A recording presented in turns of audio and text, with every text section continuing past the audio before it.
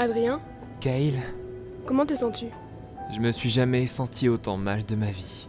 Tu as juste 27 ans, et pourtant tu as l'étoffe d'un chef. De mon côté, j'aurais bien beau avoir des centaines d'années, j'ai juste été déconnecté du monde réel. L'importance de la fin. La mort est nécessaire pour apprécier la vie et porter son attention à chaque petit détail. Il ne faut pas croire que je sois totalement indifférente à ce qui se passe. J'essaierai de t'aider, et cela, quoi qu'il en coûte. Merci pour tout ce que tu as fait, Kyle. Je t'en suis très reconnaissant. Il n'y a pas que moi que tu dois remercier. Gabriel et Hans aussi. Ils ont été tous remarquables. Non, pas uniquement eux. Le capitaine Hobo, Phil, Clara Vorarlberg, Hannibal Edwards, Thomas Lyons, Adam Sutler, même Alastor, tes parents, ton petit frère Marc Fleuret, et le plus important, Cédric. Cédric. Sans lui, je serais en train de moisir dans un vieil abbaye. Et dire que je l'ai laissé là-bas. Je pense que je peux t'aider, Adrien. Alastor! Enfin, tu es là! Cédric est toujours parmi nous. Même si tu as laissé son corps se recouvrir de neige, son âme, elle, est toujours là, bien au chaud. Qu'est-ce que tu veux dire? Je pense que, dans cette bataille que nous allons mener, Cédric pourra en faire partie. Alastor, je sais que j'ai pas mal de tort envers toi, mais je t'interdis de jouer avec les sentiments de ce gamin. Oh, la ferme, toi! Adrien, dans le plan que tu nous as soumis, il y a une faille. Ça te plaît pas une armée d'automates?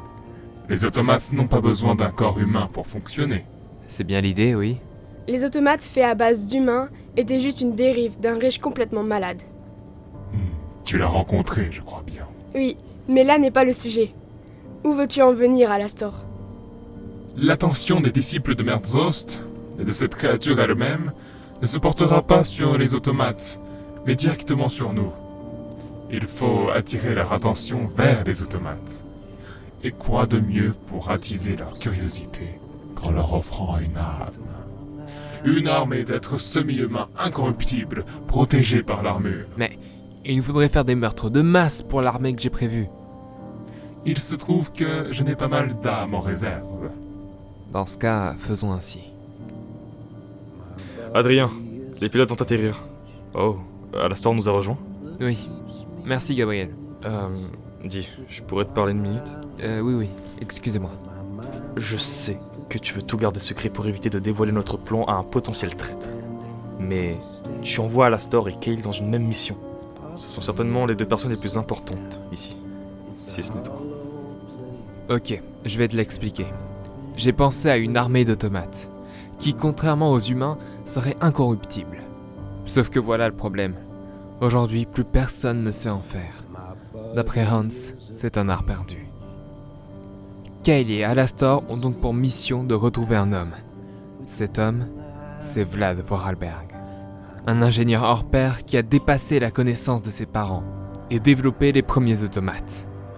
En 1840, Alastor s'arrangera pour passer un pacte avec lui et nous permettre d'avoir accès à sa connaissance. Kyle, quant à elle, l'aidera en cas de besoin. Les hommes de Hans envoyaient aussi des hommes dans cette grotte. Et ils ne sont jamais revenus. C'est pour ça que je les ai choisis. Nos deux immortels. Si la grotte les envoie trop loin dans le passé, ils n'auront qu'à attendre. S'ils sont trop proches de nous, ils le reprendront jusqu'à être dans une époque antérieure à 1840. Ok, je vois.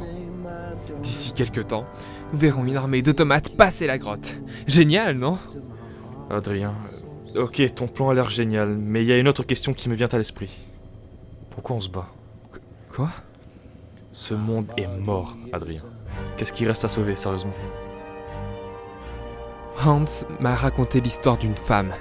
Elle vit dans un camp de fortune sur la péninsule de la Malaisie continentale. Elle était avec ses deux enfants. Elle courait désespérément en direction du dirigeable de Hans. Obligée de décoller car il ne pouvait pas faire face à l'armée de Merzost, juste derrière elle. Si on se bat, c'est pour eux. Ces gens qui résistent encore à une pression psychologique démesurée.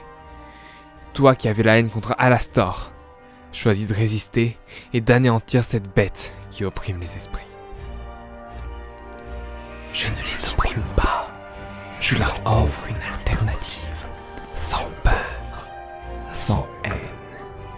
Vous prêchez haut de vaines allégations. Moi seul peux vous aider à voir plus loin que l'instant présent. Mes disciples ne lutteront pas pour ma protection, mais pour la préservation de leur vie dénuée de douleur, dénuée de souffrance. Adrien, Merzost, tu ne luttes pas par pure bonté. Tu n'agis sous aucune vertu. Ton souhait de détruire ce qui reste de l'humanité. Ton vœu est d'anéantir ce qui nous reste d'humain. Je suis celui qui vous libère de toute souffrance. Je suis celui qui nous délivrera de toute oppression. Tu n'auras aucun impact sur moi, Adrien. Tu n'auras aucune influence sur moi, Merzost.